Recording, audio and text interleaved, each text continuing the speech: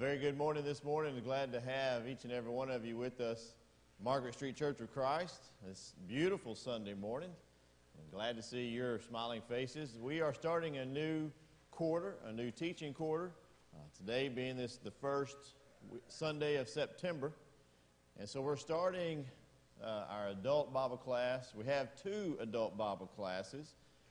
One of them is here in the auditorium. It'll be over the life of Christ, a continuation of the study that we did a few months ago. And we also have the book of Revelation. Jim Pitts is teaching that in the fellowship hall. He's pretty excited about it. I'm excited that Jim is back teaching. He's been sick for so long. It's good to have him back and finally participating and being able to teach. And so this class, we're going to be studying the life of Christ. If you haven't been in this class before, what we're doing is we're doing a chronological study of the books of Matthew, Mark, Luke, and John. How many of you have read the book of Matthew, the gospel account of Matthew? Great, lots of hands going up. How about Mark? You read Mark? How about Luke? You notice each time a few hands. And John. All right. It's interesting that most of us have read Matthew. Many of us have read Mark.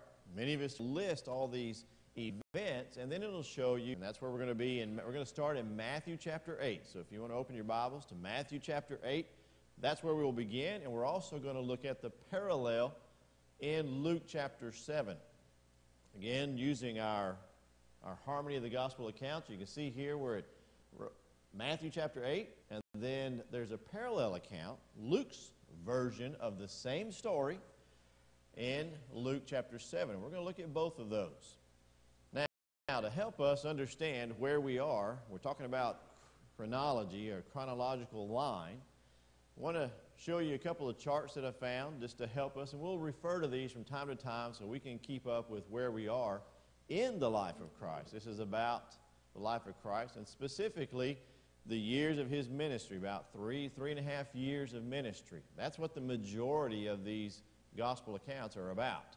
They have some mention of his youth, mainly his birth, and then there's not much mention other than a few accounts of him when he was a young child, and then there's nothing from the time he's 12 years old until he appears again on the scene and begins his ministry in John.